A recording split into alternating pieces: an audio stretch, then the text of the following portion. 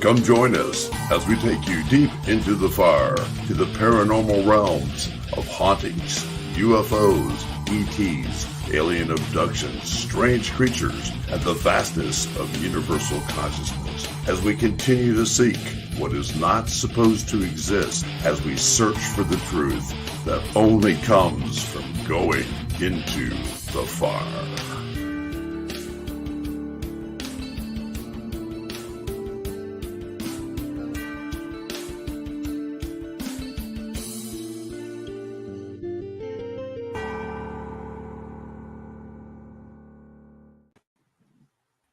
And a good Sunday evening to all. Welcome to Into the Fire. We're ready for a super show tonight. We've got the great guest list tonight, starting with Preston Dennett, and we've got David Mitchell-Warren and David Trusty, and we are going to be talking about everything UFOs and taking you deep, deep into the fire. We're excited about this. These are one of our favorite shows to do. We do a lot of paranormals. We do a lot of different types of shows, but this is one of the ones we love the best. We're looking for a lot of input from the chat room to ask your questions, and we'll be getting onto it in just a second. I'm going to introduce our wonderful co-hosts, Tanya and Billy. They're looking great tonight. How you all been? Haven't seen you and haven't even talked to you in a week. It's been busy. Yeah. You're not kidding. Yep. I finally got groceries today, so I just got home. Yeah, that's what Mama Bear was up to today. Mama Bear was out doing the grocery shopping today to help feed Papa Bear. So, like I needed. But yeah, we are so excited tonight. There's so much stuff going on in the world. And it seems to be a lot about the UFOs. A lot of people who have been, I know the UFO reports have been high in this area. Debbie Mitchell-Warren has been keeping up on that. Of course, David's always looking to the sky. And Preston is such an impressive person. You're going to just love Preston. And I'm going to read Preston's bio before we bring them all three on to get you all set up and ready to go. So let me get up here and say Preston Dennett began investigating UFOs and the paranormal in 1986 when he discovered that his family, friends, and coworkers had been dramatically unexplained encounters. Since then, he has interviewed hundreds of witnesses and investigated a wide variety of paranormal phenomena. He is a field investigator for Mufon, the Mutual UFO Network, a ghost hunter of paranormal research, and an author of over 30 books and more than 100 articles on UFOs and the paranormal. Several of his books have been on Amazon's bestsellers list. His articles have appeared in numerous magazines, including Fate, Atlantic's Rising, UFO, Mufon UFO Journal, Nexus, Paranormal Magazines and UFO Magazine, Phenomena Magazine, Mystery Magazines, and Ufologists, and others. His writings has been translated into several different languages, including German, French, Portuguese, Russian, and Icelandic. That's pretty interesting. I'd like to know how they speak. I don't think I've ever heard Icelandic before. He has appeared on numerous radio shows, television programs, including Midnight in the Desert with Art Bell, Coast to Coast, and also the History Channel, Deep Seas UFOs, and UFO Hunters.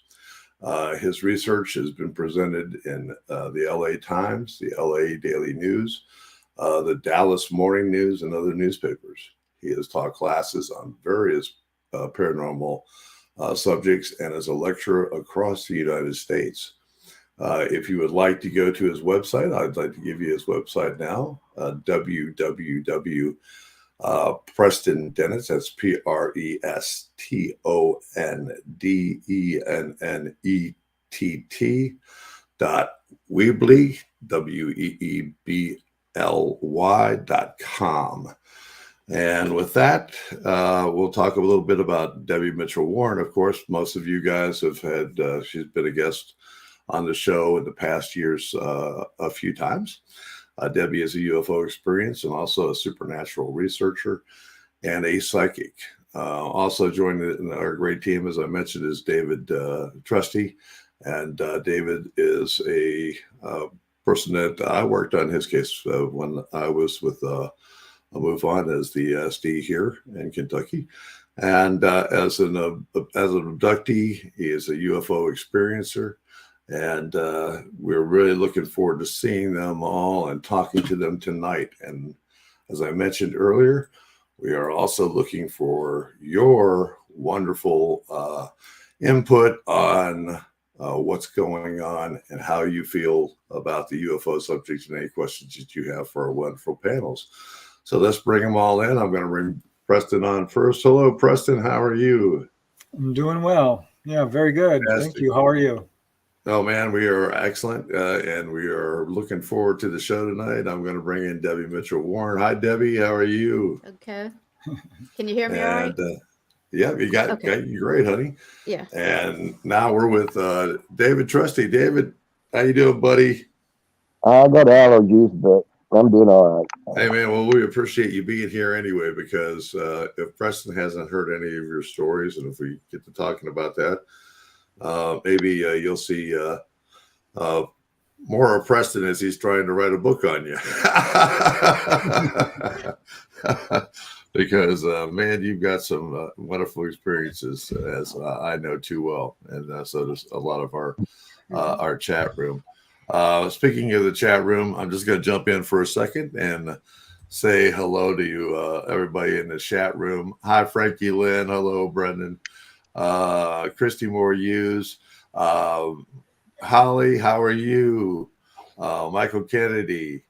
Lola W. What else we got in here? Bob Lazar and beyond. Beth Allen. Dolly Soffin, and we'll look to see if we add that to it.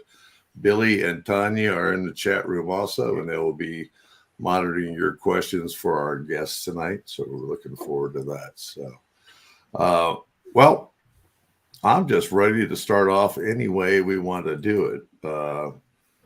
Anybody have any questions that Tanya and Billy, you want to start off with a question by any chance?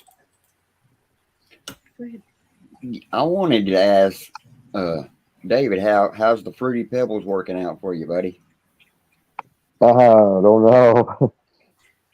I saw an article or something about a tracking set.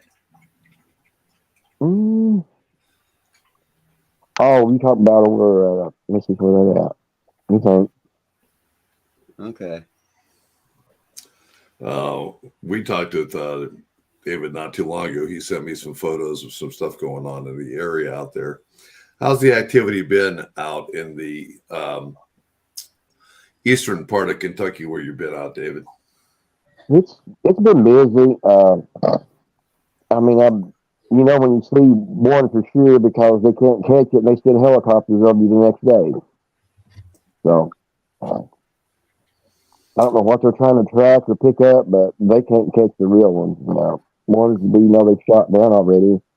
I believe that could be our technology all over the country. So because if they're real, they're not going to catch them. I happen to agree with you on that one.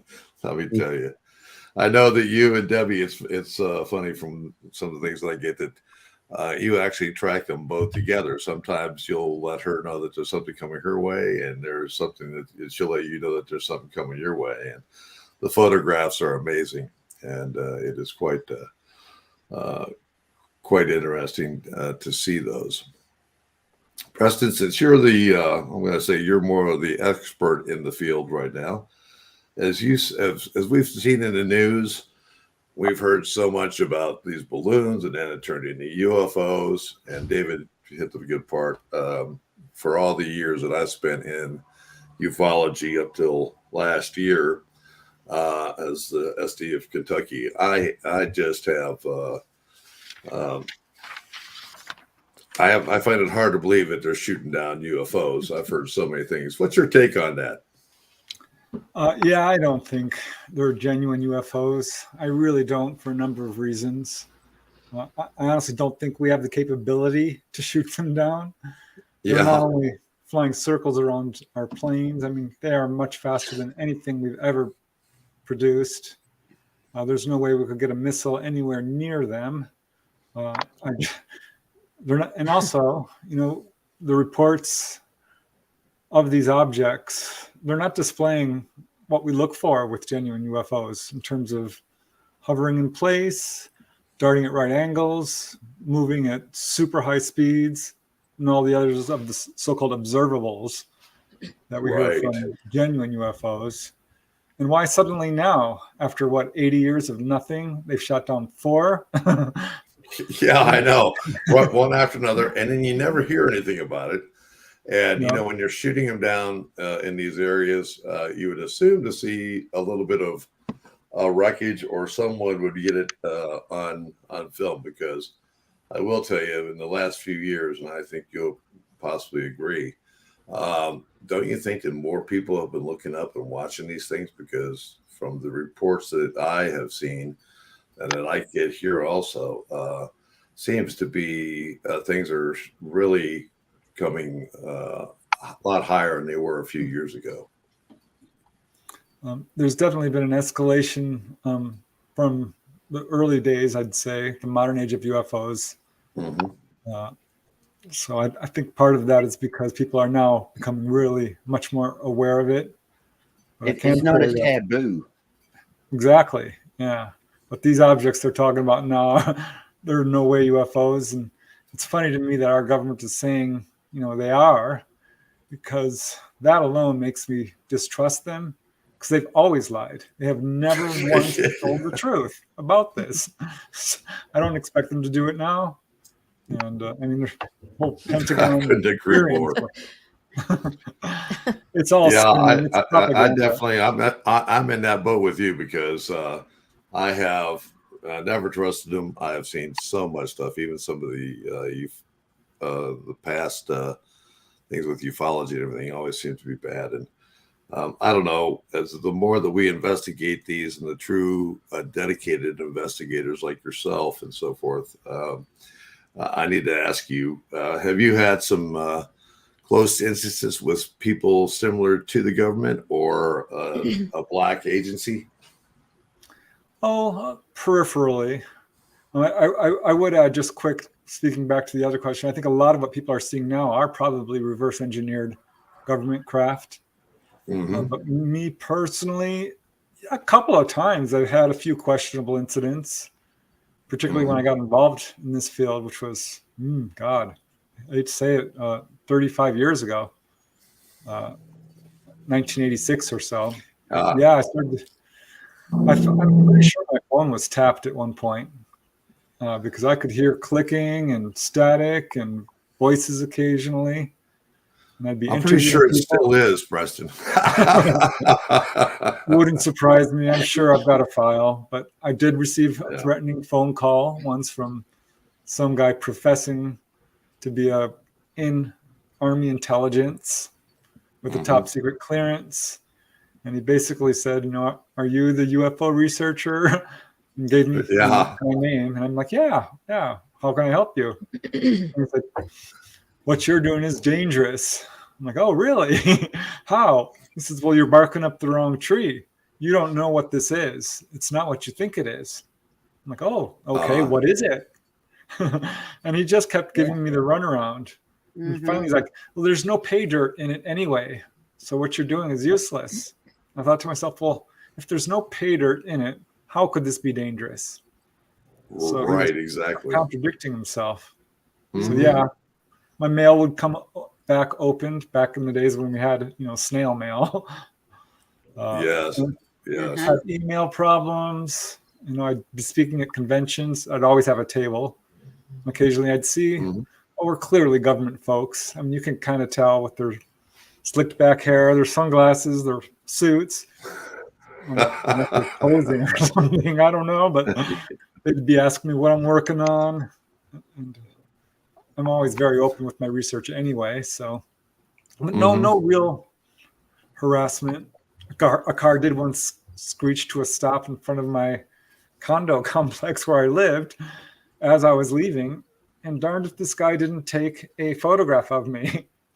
Yeah, right. Yeah. Took off. I'm like, what the Mhm. heck? That was weird. Yeah. Yeah. Through I understand it also well. And through the years that I've been doing it, the same thing. And I go back into Mufon a long time, and I've been doing paranormal investigations and UFO investigations for over 45 years. And it is an interesting field. I keep on telling people that you really don't know exactly how dangerous it truly can be when you are a boots on the ground and field investigator. There's a lot of armchair investigators that don't go to many cases, but when you are going out and you're going on site to a sighting, an abduction, or anything like that, it can be a little bit on the hairy side because you never know what you're going to pick up. David and I have had some of those encounters ourselves several times when I've been in David's neck of the woods, and it's not a pleasant ordeal. We've also been stopped like that and everything else, and it's really funny. And I've had them say the same thing to me.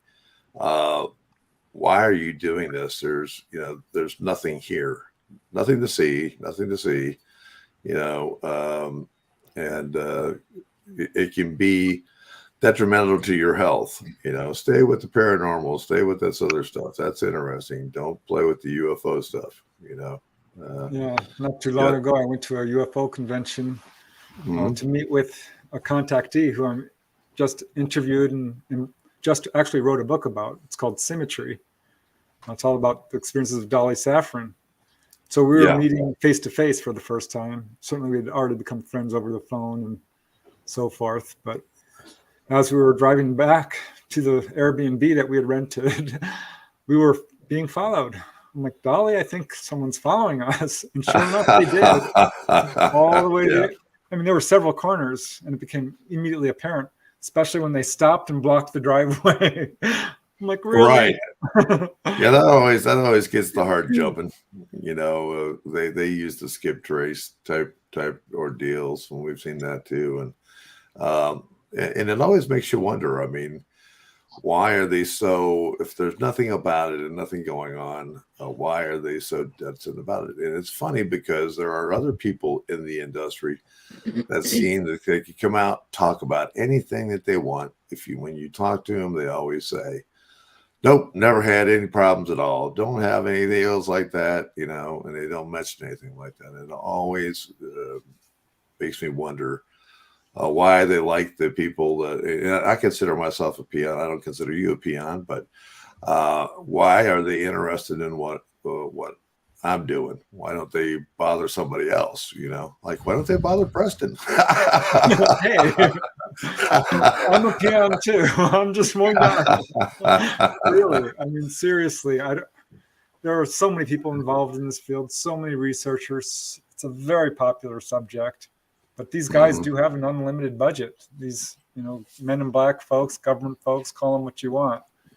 They've got all the time, money, and all the resources at their fingertips. So they do. Back on the last question you were mentioning about how you believe that they're re-engineered these crafts. How long do you think that they have actually had these re-engineered crafts that we're seeing? Do you think we've been? How far do you think we go back as actually flying our own UFOs? A long time. I'm sure that they knew about 60 years. Well, I would say probably, I think that sounds about right. I know, I would point to the Cash Landrum incident in Texas. Oh, yes. Which I'm pretty sure was a reverse engineered craft. And there are ones that date around that time.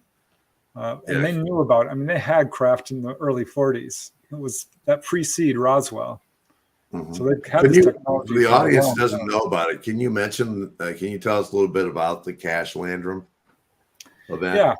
Yeah, that occurred in 1981. to Betty Cash and Vicky and Colby Landrum, 3 people driving along a Texas highway at night and came upon this sort of diamond-shaped black object floating above the highway, and it had a sort of a streams of fire coming out the bottom, and they could feel the heat.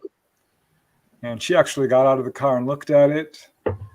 Colby, the young kid, he ducked down behind the back seat, and Vicky Landrum just looked at it from the driver's side window, and this object hovered there, and at some point was surrounded by numerous military helicopters, and it eventually moved off. But this case became really well known because Betty Cash suffered some pretty severe, what appeared to be radiation burns. And it's often cited as a case of, UFO injuries. But I think it's clear if you look at the details of this case that it's not a genuine UFO. It doesn't have any of the characteristics we normally see with, the smooth Yeah, it metal. was almost, wasn't it like an acorn shape? It was or diamond shape. It was very odd shaped. Yeah. And if I remember correctly, the odd thing about it is that whatever was spewing out of it seemed like to be having some difficulty, and it had gone onto the highway, and it had destroyed the highway, and they went out and immediately repaired the highway right afterward, right after this was done, so we could see any of that evidence. They often do. Oh yes. Yeah. Cover up. She ended up losing hair, nausea, vomiting. She got cancer, tried to sue the government, and her case, she did not win. They said because they could not prove that those were military helicopters from the United States government. Like, where else would they be? Right. And that there was no evidence of us having a craft of that kind. Mm-hmm. But I do understand that her medical bills were paid sort of surreptitiously. I'd heard that also, but I think she did succumb to the cancer that was caused by the radiation. Did she not? Yep, she did. Not immediately, but after some years. But Yes. she absolutely suffered because of that incident. Oh, There's no doubt about it. Yeah. And the young boy also did, I believe. But it's amazing when you look back to it and how long it is, and we've always been more and more today in today's world. I think that we lived through the time of being called conspiracy theorists, with the UFO type thing and everything else. And nowadays, I think that most of our conspiracies have come more to full light. And more people are paying more attention to what you may be able to say in the UFO field, even though it still hasn't come out. I know you worked on several different books and everything else, and I'm more interested. Today I'm going to put up your books here in a minute so that people can see them, and also your latest one. So it's going to be, this show today is about, I'd like to talk more about today of what is actually out there, some current reports. I know that you've spoken to Debbie a few times. There's some very odd things going on here in Kentucky. And would you like to have you talked to Debbie about any of those at all? No, not in any detail, no. Really? Debbie, do you want to tell a little bit about it? Because then I'll leave it up to David, because when David gets on, the chat room will always goes, hello. Where do I begin? I've been seeing them like all my life. So this is a lifelong thing for me. And mine's been positive. So what I do is I try to help like David and my kids now that see them and are traumatized by what they see. My daughter's an abductee. She's had an object in her. She's seen an alien being in this house that I'm in right now and drew it for me. My granddaughter sees them, talks about them all the time, which I tell her, don't. She sees them out here when she was getting the bus. She sees them like above my garage. And then I tell her, you can't talk to like kids at school about that because they don't understand. I try to keep, my brain is like, I'm overloaded, but I try to help everybody I can.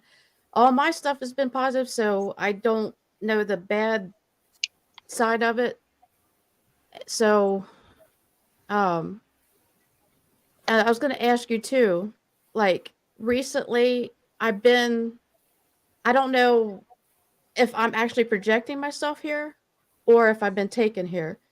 This object is in space and it has no ceiling or roof to it. It looks like an auditorium inside.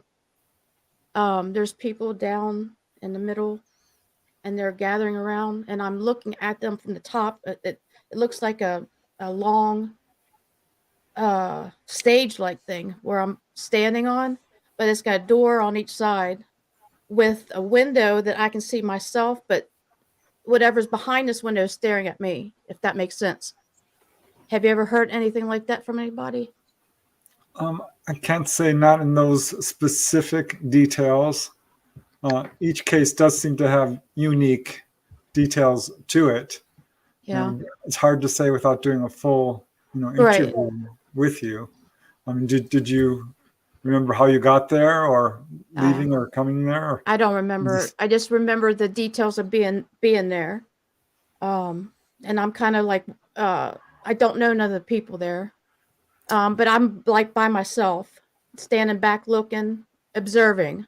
It's like I kind of like brought myself there. That's what I was kind of wondering. Did I bring myself there or was I brought there? Because I can astral project places, which I do a lot. And I don't, I sometimes I don't, and then I've been seeing a lot of future events like before they happen. So I'm at the point now where I'm afraid to think because I think I'm causing these things to happen. That's No. That's how bad. I will say that, contactees, as a general rule, do become or already are profoundly psychic. And astral projection is a big part of this. I've had a lot of that myself. And along with that does come precognition. So that's absolutely normal. I wouldn't call it paranormal, honestly, or supernatural. This is a natural human ability, but the ETs are trying very hard to wake us up to our own abilities to do this. Right.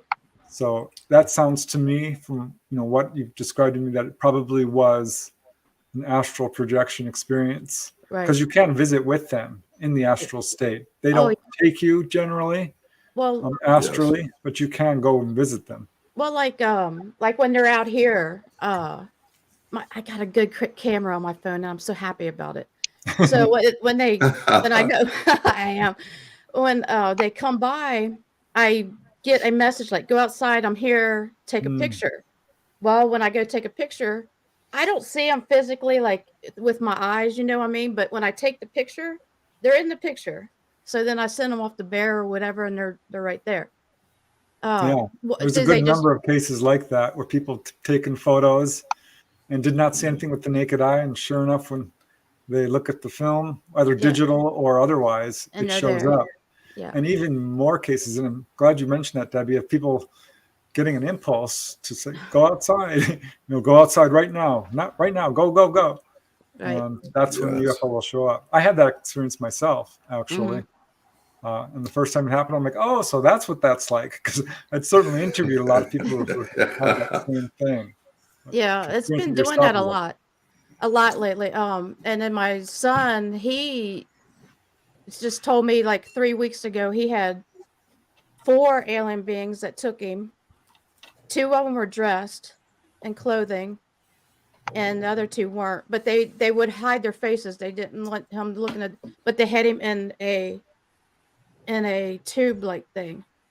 And have you ever heard of this tube thing that people go or in? Observing him. He's trying to scream, he couldn't, but they were talking to him, mentally. I have heard people describing being in sort of containers that are probably used for healing. That's what I told him it was going on. that sort of thing. And yeah, they will sometimes dress in clothes to sort of reduce the fear factor. And I think that's the same thing. People will often report not being able to see their faces. And I think that's the same reason, because the ETs have learned that sometimes that can cause a fear reaction. They're not here to hurt or harm people No. or Well, scare them. So often they will make it difficult for people to focus on their actual face. right. Because it can look a little different from us. Mm-hmm. That can cause fear. The contact experience can be very scary initially for people. Yeah. And it doesn't surprise me, Debbie, to hear you talking about, you having experiences and then children and grandchildren, because as I'm sure you know, this is often generational.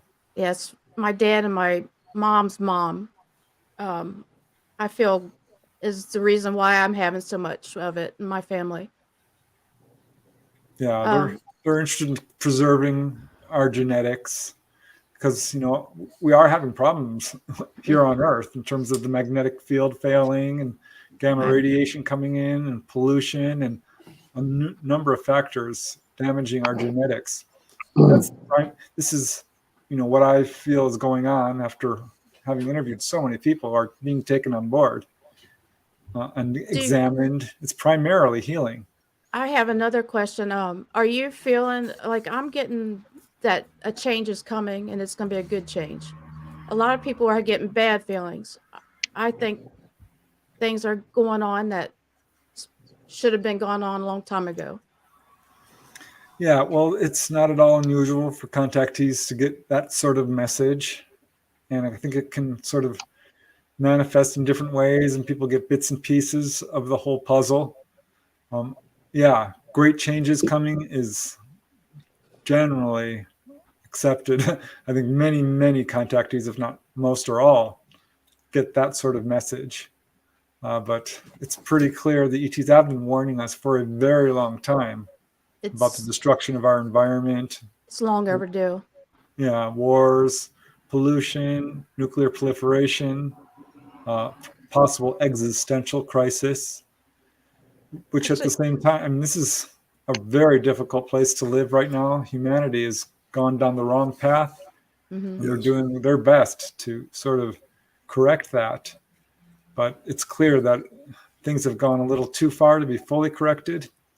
So I think at some point, and from what I've heard from contactees, and I will specifically mention the lady I interviewed recently for my book Symmetry, because what she's saying I've heard from others is that they will come down at some point and perhaps scoop people up and bring them to a better, safer place.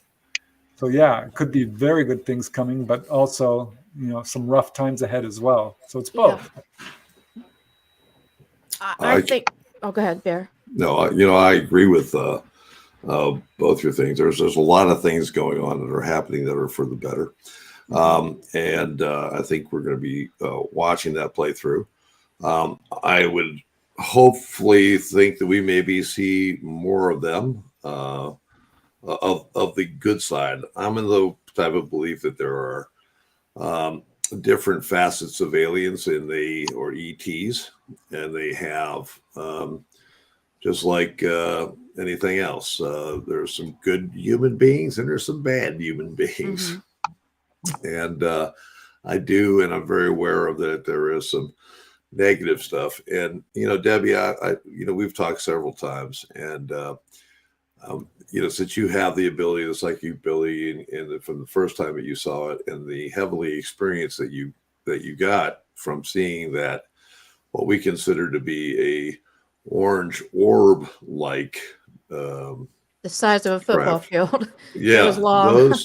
those seem to always be more of a angelic feeling. People, even though some of them have, they can bring on your nose bleeding, can make you sick, can do other things like that, but they're normally bringing a message of upgrading and so forth like that. If you pull through it and you're able to move on like you have and take all that stuff together. I would like to talk to you about your last experience when you seem to be up in what we would consider to be an auditorium of some sort.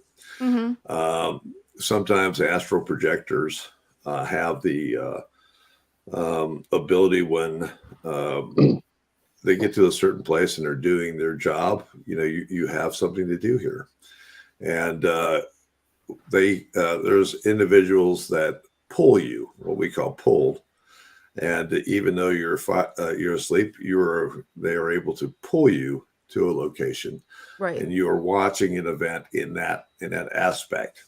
Mhm. And it's for a reason. I'm sure it was. Did you notice any of the clothing that any of the people were putting on? Actually, they were just regular humans there. I didn't see Were they? any. I didn't see any like alien beings. I saw actual humans. Yeah. Like And what kind of dressing? What kind of dress were they in? they were in modern. It was all modern, like And me, like us, like how we're dressed right now here. It was all like everybody. The ones in the middle were down there socializing, and uh-huh. I'm standing at the top watching them socialize, and I knew on each side of me I had something in a dark room with no light, and I could see like outer space above me. Like there was no roof or nothing, but it was outer space like up above me. Mm-hmm. And it was dark though. There was no light. But I knew I was being watched from both sides. Like Okay. they were just trying to see my reaction while I was there, how I was going to Mhm. handle being there. Something. I don't it was very bizarre and weird. So Believe me, some of the things that I live in, and I know just that you do also. We live in that neighborhood. just like the glowing orange orb, I saw a shadow being that actually blocked out my street light. It knocked it out, Mm-hmm. and then it rolled across my yard, and it went under this my deck where I was standing on. I watched it like go through my yard, and I'm like, "What is this? What's going on?" Yeah. And then all of a sudden, that's when I looked down to the south of me, this big glowing orange ball glowing, and I'm like, "Okay, what's going on?" And it finally slowly drifts over me, and it had to control the environment because if nobody saw this, they were blind because it was huge. No Mm-hmm. sound at all, not a sound, period. But when I looked up at it, I was right under it. It was like a heavenly angelic feeling. Like it was family, like it was somebody that I was Exactly. waiting for. And then I had shadow figures in my house for a week after that. And when was that? Very That was shadow in figures in the house. Very common thing. We through some of the abductees and the people that Oh I've yeah. encountered, and Preston can speak on it also. that was That they do have 2005. paranormal activity, what we would consider to be the paranormal stuff, kind of like odd orbs of light in the house. They may also see shadow figures moving throughout the house and have that kind of ability. It is interesting. I'll let him speak on it in just a second. One of the things that I do want to comment about, you were talking about taking pictures and the way the cameras have gotten so much better now. And the human eye is still the human eye. It's never changed over the 2,000, 3,000 years that it is. And cameras have the ability to see in more of the light spectrum now. So what the human eye can't see, a camera can see. That's why I think that we see a lot of these things that are in there that may be cloaked, that are open to more of with a different camera that you're using, and with the advances in cameras.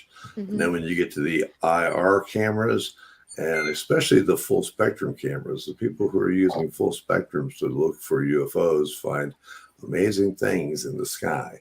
Mm-hmm. And normally people don't see them with their eyes because they just can't see They're that going through here spectrum. all day long, out in the daytime. Yeah. I rather see them in the daytime than at night because at Mhm. night you don't know. You just see lights, and it's like, what is that? Could it be a? I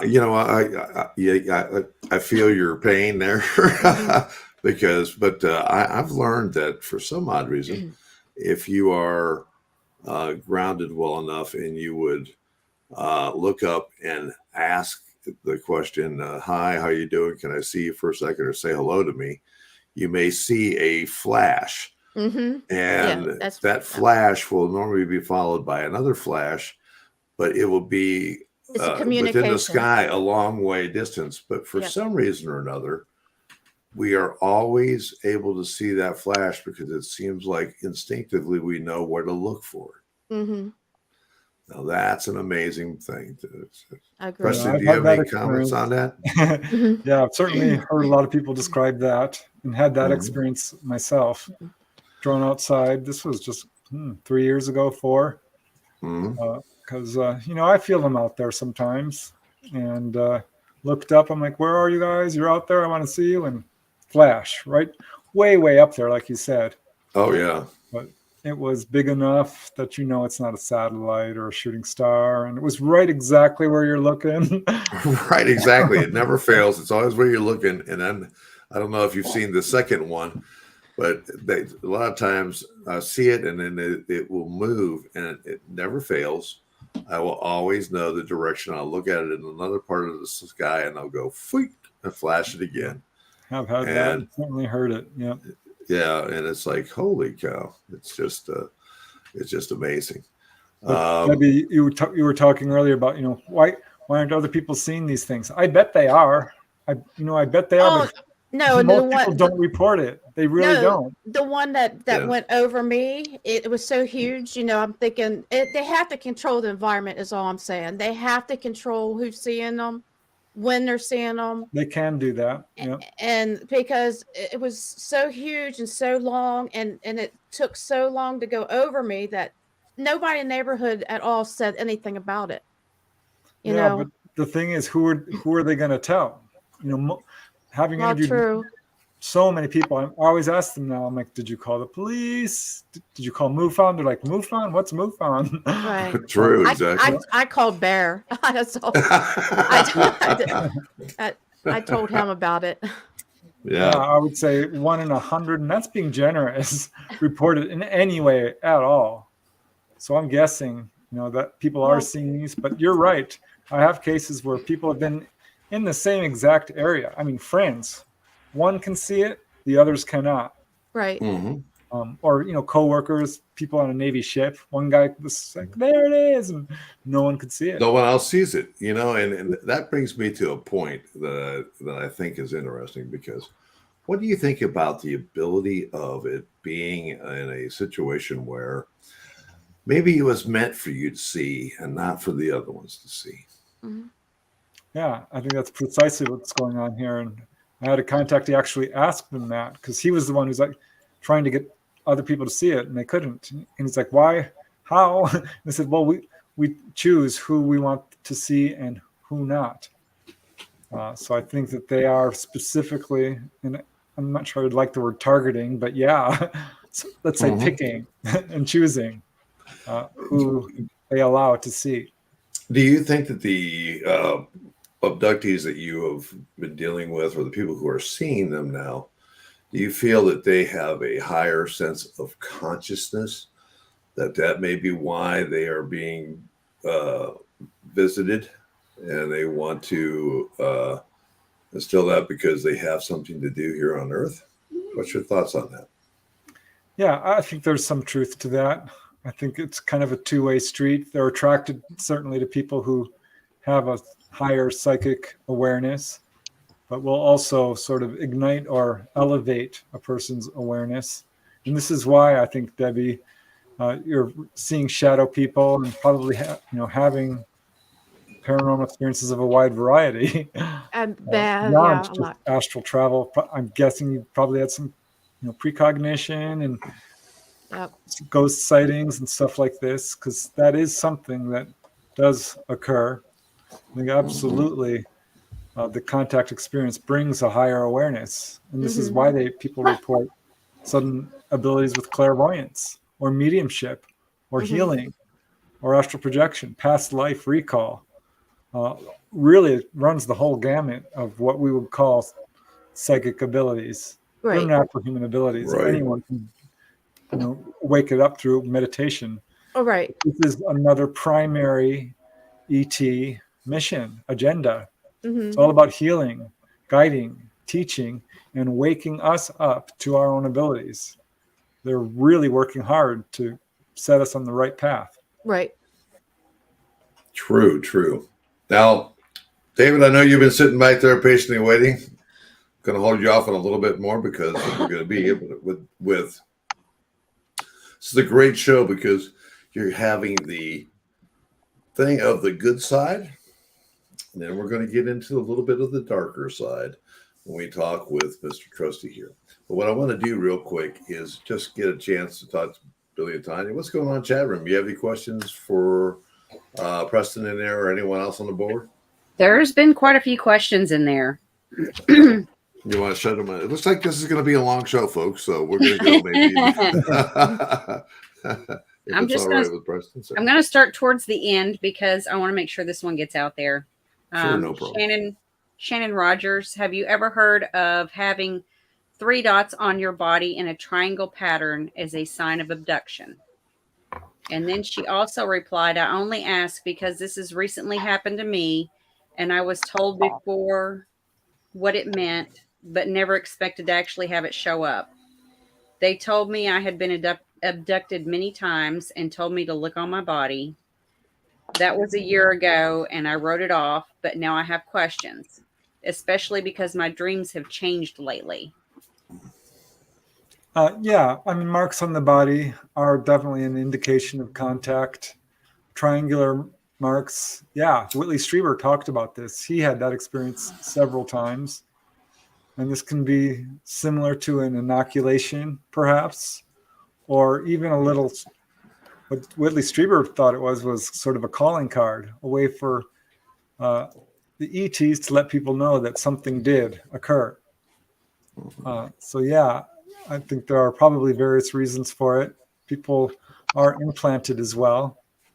And I think we know the reason for implants, honestly, not being tracking or mind control or anything nefarious, but generally speaking, health related. Because I've had many contactees who, I won't say many, but certainly a good number, who have asked specifically or been told specifically the purpose for implants. And it is related to healing, often to monitor our vital signs, measure the levels of pollution in our body, boost the immune system, something along those lines. So that can appear. But yeah, I wouldn't jump to every mark on a person's body necessarily being ET related. I think we really need to be very careful about that, very analytical, very objective. But yeah, it does occur for sure. And I agree with that 100%. As Preston said, you can't jump over anything that happens in your body because you can scratch yourself. You can do things at night that you're not aware of. You can bruise yourself. You can have those kind of things. But on the other hand, with an abduction case, and that's why it's important to report it to Mufon or somewhere where an investigator can come in, or if you take a picture of it, let them look at it so that you have it documented. Just don't let this stuff appear. I've had them on my body before. I'm a lifetime abductee from the time I was 9 years old. I have had all kinds of stuff. I've just I work with several cases now. I just had one in Florida. She has body marks quite a lot, and she just had a triangle body mark that she sent me a picture of just 2 days ago. So yeah, that is a pretty good sign. Now, as far as it being a sign of abduction or anything else, it goes a little bit deeper than that. And if you would like to talk to someone about it, I would suggest that you contact Preston, myself, or Debbie or David. They love to talk with other abductees. Share your experience. Just share your stuff, because that's how you get over the question if you have a problem with it, is because most people don't talk about their if they find that they've been abductees, they don't talk about it, or if they've had an encounter with one of these beings, because they keep it inside until it festers to the point where it's got to come out somehow. You know, wouldn't you say that, right, Preston? Oh yeah, yeah. People will often initially keep it quiet, even from family members, their own spouse. I've heard that before. And I think part of the reason is because they're questioning it themselves. they don't understand it. If they don't understand it, how can they expect someone else to understand it? And they have suffered, cruel ridicule, and skepticism. This can divide families. This has broken up marriages. Most definitely. So, Other questions? Michael Kennedy wants to know what your insights are on current events and like China, Russia, the train derailments, the explosions at the processing plants. Yeah. Well, I don't want to scare anyone or anything. Deep into the fire. Yep. We have to face hard truths here. Our governments have not had our best interests in mind for a very long time, not just decades. We're talking hundreds of years. And it's been a brutal lesson. And it's not just within the UFO field. I mean, you can point to soldiers who have been irradiated, minorities who have been given venereal disease, fed hallucinogenics. I mean, people are being slaughtered. And I think what we're looking at here is something along those lines. And I hate to say it, but if you look at what's going on, it becomes increasingly clear that the power elite, the cabal, the Illuminati, the one percenters. I think they're going down. Yeah, I think this is their last hurrah. Mm-hmm. Because this is not sustainable. This way of life, the enslavement of all humanity, the unequal distribution of wealth, the division that we're experiencing. But they are on a campaign to do horrible, horrible things to all humanity. And they've been doing it for years. Yeah, I think we could very well be in for some very rough times. It does look that way. I have a conspiracy has been my thing. I have to be careful what we say because I still broadcast this on YouTube and Facebook. But they've sometimes let us go unless I answer something, but I don't give a darn. I think we're going to see some changes. But yeah, I think that you're definitely seeing the final finale of the what we would call the cabal. There is horrific things on the things, and what's going to happen is Preston mentioned redistribution of wealth, everything else. They have stepped all over our Constitution. They have changed everything. The country is not what we thought it was from the 1870s all the way to now. When you have the warnings of the industrial complex from Eisenhower and the assassination of Kennedy and all the other things that have gone on, these people are warmongers. Why do you think we're in Ukraine? That's Russia's territory. I don't care what the news tells you, whatever else. And that's one of the things these people have had it so easy because we've allowed them to have it easy. We have been suspect to just turning on the TV and you want to hear your news only from a newscaster, somebody that you would trust every night. 6 o'clock news, and there's your buddy. And when myself or Preston or Debbie or anyone else tells you the truth, you go, there's a conspiracy nut. But I've got to tell you something. I think you're going to see a turn this year, and it will be for the better, and it will be a better place for humanity. Totally.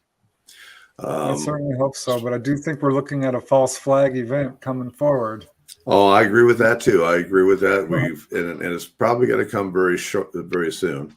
One of the things that I will tell you that is the horrible thing about it is that pedophilia has been running rampant in this country forever.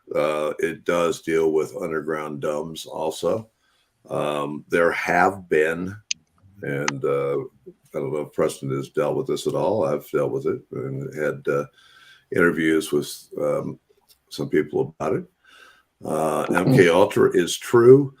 Also, these dumbs, some of the military or the Black Berets have been in battles with large alien type creatures that have it into us that are would rather eat us or deal with us in a different manner. And they work with this satanic faction of the cabal. Also, so there's good and bad, like I mentioned earlier. But I think that we're in a pivotal time right now. But just like we see the, back in the time when you got that, look what's going on. They lied to you every day about it. And what do we see now? Sudden death syndrome, all the other type of stuff that goes along with that. And now, as they're losing ground, you see train derailments, you see everything else. And who owns those trains? BlackRock. And BlackRock has been a financier of everything. A lot of the old military guys that were in the military go into BlackRock. It's in the thing. It's been a well-known state that some of the retired military go into BlackRock. Arkansas is known for a lot of people who have retired from BlackRock to go to Arkansas also. So it is out there. We appreciate your question. I'd love to go into it more with you. I'd love to do a whole show on it, but it will probably be the last show that you see on here.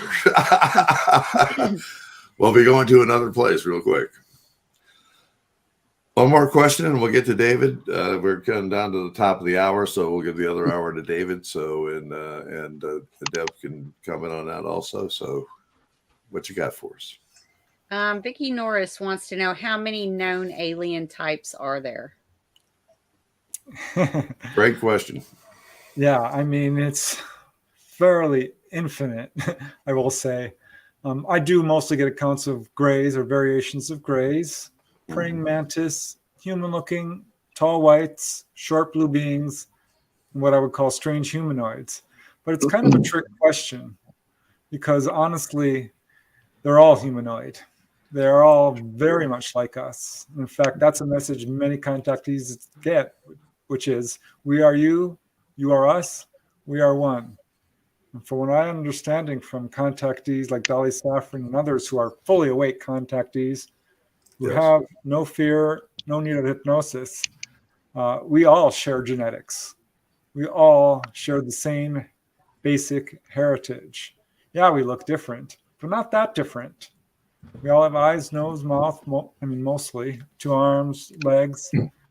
So yeah, there are many, many different types. And you can see this in the UFO literature. People describe beings that you really don't see before or since, which are fairly unique in appearance. But that's true here on Earth. Look at the variation we have. Well, people look different. And so we have different types of grays, little short ones, little AI grays, medium-sized, tall grays.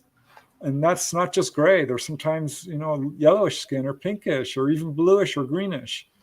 So yeah, absolutely human looking too. I think that raises a lot of implications.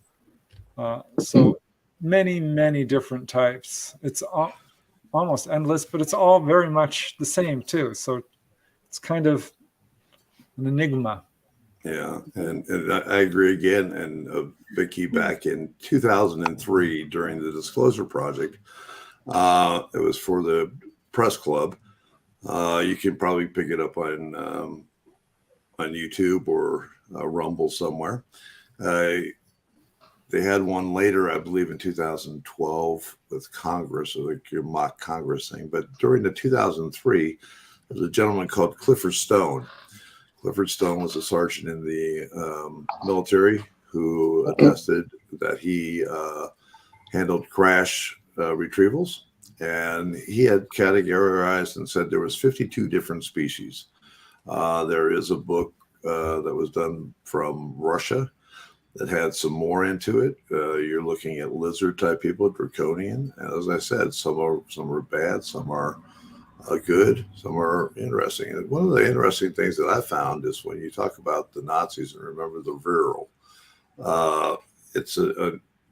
there is a alien classification of the viral. So it's very interesting. When you look into it, you see quite a lot. And as we said, what most people see are different, and we have different types of situations and different types of aliens, and they're involved in different notorious things. As we're getting to David here, you're going to hear a lot of different stuff, and you're going to hear the darker side and possibly the MyLab side of what the government is doing and so forth like that. Thank you for your question, Vicki. It's an excellent question. Let's take one more and we'll get to David. Okay. One more thing. Shannon Rogers did reply on here. Mm-hmm. She says, 3 red dots, honestly, on my backside, have been there for a few weeks now. Thank you for speaking about this. I have been very objective for sure, but I'm curious because of the major differences I am experiencing. She also says, I have a pic, but in an odd location. Mm-hmm. She said she would love to chat about this with someone later. So if you guys want to give your information, maybe you can get in touch with her and help her understand this. Yeah, I mean, I'm very easy to find. I have a website, you can contact me through my website or through Facebook. And it doesn't surprise me that someone might be experiencing a change in their dreaming habits, because after an encounter, the memories of it can manifest in the dream state. That's not at all uncommon. I mean, look at the case of Betty and Barney Hill. Betty Hill remembered everything pretty much in her dreams, and later went through hypnosis, and it verified exactly what she had recalled through the dream state. So that might be what you're talking about. I haven't, I can't say for sure because I don't know the whole story, but it doesn't surprise me to hear something along those lines. And if you get a hold of Debbie Mitchell-Warren, Debbie gets a hold of me, you're more than welcome. I'm a hard person to get a hold of. You can also talk to David. David loves to talk to other people. And speaking of David Trusty, David, thank you for being back so patiently there, my friend. Sorry. And your story is a lot different, isn't it? Yeah, it's a lot different. I got dragged out of the house one night, like somebody's flashing lights. And when I went out, something dragged me to the edge of the porch. And when I did, I looked up, and there it was. It was this huge, big triangle in the air, and it actually blocked out the stars. And I walked around like, what the hell is this thing? And next thing I know, I got hit with a white light, and when I tried to move out of it, it's like it stuck me to the ground. And then I heard a button click, and there was a brilliant blue color coming down that shaft, and you can feel it hit you. And I can remember being taken up into it. And I looked down at the top of my house, my truck. Next thing I seen the trees, the top of the ridge, and if I could have reached out and touched it, it was like a layered gray-black metallic object. Sort of like these digital patterns you see. But when I went in, inside was real brilliant blue, and when they closed up, there was no wind or sun or nothing. And then they just appeared by me. They were short gray aliens. And I just got a bad feeling about them, and I ended up with an implant in my hand, and afraid to tell anybody. And I finally I think it was 3 months later, and nobody was helping me, and I didn't even know nothing about Mufon until I watched the UFO show. Then I contacted him and told him everything what happened, and Bear got a hold of it, and he came up here, and this is just a weird place where we live. We live on the life of a 37th, they say. So exactly. But, she talked about the triangle marks. You've seen the pictures of me. Oh yeah, I have several pictures of David's body marks and everything else. Some of them are triangular. Some of them are like pin marks in different ways. David has been through the ringer with this, and he is a multi abductee, not just one of the regular people that have an experience and then have say, "Oh, that was great," and everyone that he has been very interesting. David is also one of the people that are targeted, if you will. I have gone to David's house and been there and seen black SUVs, and as they're filming me talking to David, I'm going back and filming them, filming us, and they leave. We've had some encounters with them.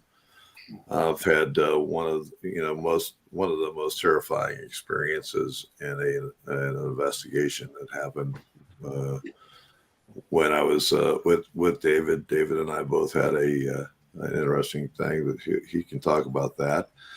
But David, you also have when you came back, you were very you had a lot of problems.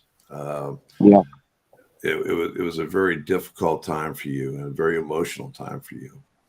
And I know that it's hard speaking about it, even when you go back and in many times, in many years, in the few years that it's been, you continue to have these experiences.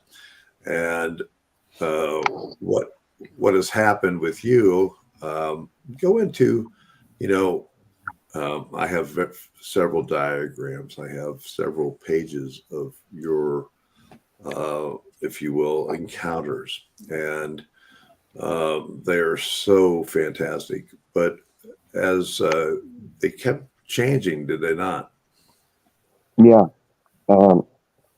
Most always. I had a gift since I was a kid, and I didn't really like it, didn't understand. I'm beginning to understand it a bit more now. I can see the future for you if it happened. Mm-hmm. And if you remember, I told you what would happen in 2020. Right, exactly. It's playing out right now. Yes. We're seeing that, they monitor us, I think, to these, like you said, the implants. I am an 8-time cancer survivor. Now, how many people can say that?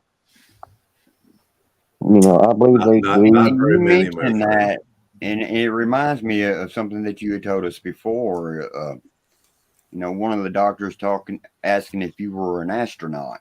Mm-hmm. Mm-hmm. Yeah, I kind of put 3 and 3 together and figured it out. I ended up with a skin cancer that is was common only to astronauts only. And they asked that I worked for NASA. I said, no. Have you been up real high, to the edge of space? I said, no. And she said, that's pretty weird. She said, because only astronauts get that. It's like a cosmic radiation thing. But I ended up with it. And I got to be monitored every 6 months for this now. Yes. Yeah. I got to go win. And so. And it's very interesting. I've been working with David for a long time. Well over 5 years now, David. Yeah. And to watch him change as a being, and he's become a lot stronger being. He's understood a lot more, and he's at first he was very emotional. He understands it more, but it still pisses you off, and I know it does. Because you have had also experiences. You had a terrifying experience. You have had what I consider to be my lab abductions. You have been bothered and tracked by what I believe is U.S. government officials, military based. They have threatened you personally. You have had abductions. Now, folks, when the abductee encounters a abduction like David, what I would consider to be my lab, and I'll let Preston talk a little bit more about that and ask David some more questions. But when you go through that, those seem to be the ones that you come back with you come back bloody. you come back really hurting and aching. They are looking for information from you. They do bizarre things. They track you. They do some horrific things to you. And David has also had encounters where he's not going to a craft. He's going to a underground facility or a facility somewhere that is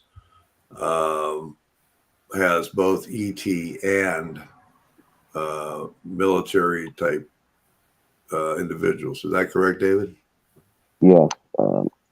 I'm pretty sure it was in Utah, and you probably know the place. Yeah, I do. Yeah. And what I seen was our own people working with them. And I see different stages of basically alien, gray aliens in these glass brown capsules, and they were in rows and rows and rows. And it's still horrifying because I can remember hearing people scream and what I've seen and do to people, and they just don't care. They use it for lab rats. Right. And they pretty much feel dead because you remember they monitored my blood. You remember those, like the hip out papers something out, but fill out every time. And then the computer wakes me when I'm down to the doctor. They just monitor my blood. They didn't care about anything else. That's all they wanted. Yeah. And as an investigator, we've watched David go through this for a while. I've asked for medical records, everything else. We've done everything. Been to his house several times. We've done everything to get medical records. Hey, real quick, did you hear that? No, I didn't. I didn't. Did anybody else here ask him? Mm-hmm. Did you hear that, David? Yeah, I heard it. But it didn't come from anybody else's house, right? It said ask him. Yeah, I didn't have it come here. I'll finish this and then we'll ask him. Unless it's coming through for Preston wanting to ask him, but it's a one of the things that I've never seen before. We have HEPA laws here, and you're allowed to share your medical records. And David had filled out one of these, and it was denied because the DOD had put a hold on his medical records. Well, there you go. My phone's acting wicked. I just heard something. I just heard something very strange just then. But yeah, I don't know who said that either. But Preston, I'm going to let you ask the questions because ask him. Yeah. Ask him. Yes. Well, yeah, my labs are absolutely a real thing. Our government is doing mind control, false flags, pulling people on board, masquerading as ETs, evil ETs, and putting people through horrible things. Having interviewed many people, hundreds upon hundreds of people who are having ET experiences, I don't really have any cases of what I would call sadistic behavior, torturing, or super negative stuff. I just don't. The worst I hear is people being put on a table and examined, and sometimes having perhaps a surgery, which can be painful at times. But certainly I've run across my lab cases, and those are horrific. And that's pretty much how you can tell. I would ask, I can already see you're wearing an Army hat. So you're, I'm assuming you have a military service record. Yes, in the military. Did you work with anything nuclear or anything like that at one point? No, never did. Y'all got asked that too. Did I live by a nuclear power plant too? Because I ended up losing my teeth and they said like radiation because this doctor kept asking, he said, did you work at one? I said, no. Did you live near one? I said, no. He said, the only way your teeth can do that is radiation exposure. Any cleanup operations, things like that? No. Yeah. Well, service people are particularly targeted by the MyLabs? It's definitely a question I ask if people have military in their family or if they themselves have worked in the military, because often those are the ones who do experience these kinds of things. But having interviewed a lot of people, I don't think the ETs are hurting people. I really don't. I know that there's some difference of opinion here, but it's very clear to me that our governments are very clever in their disinformation, their misinformation, on a campaign to smear ETs and make them appear as negative. Yeah. I wrote a book called The Healing Power of UFOs, Mhm. which documents more than 300 cases of healing. I find it interesting that you've had cancer and survived. Half the people on this planet get cancer at some point. Yeah. So it's not just contactees. David, We are dealing with 8 times. no, that is unusual, but to survive Yeah. that is also unusual. And you will Mhm. see Hey, Preston. contactees.